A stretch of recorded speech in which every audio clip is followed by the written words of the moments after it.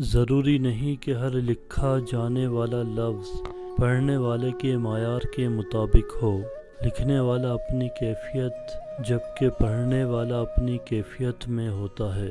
وقت، موسم اور لوگ سب کی ایک سی فطرت ہوتی ہے۔ کب کون کہاں بدل جائے پتہ ہی نہیں چلتا۔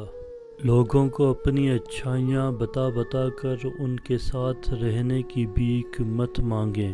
اپنی کچھ برائیاں بتا کر دیکھیں کون کون ساتھ چلتا ہے، سب معلوم ہو جائے گا۔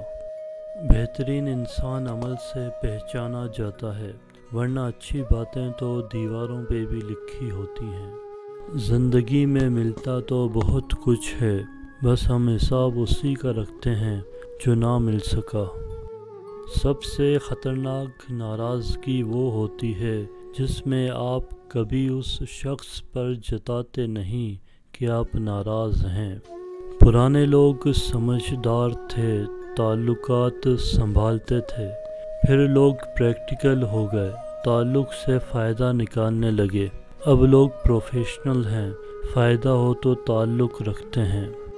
کچھ لوگوں کو ہماری ضرورت نہیں ہوتی، وہ صرف یہ دیکھتے ہیں کہ ہم ان کے لیے کس حد تک مفید ثابت ہوتے ہیں۔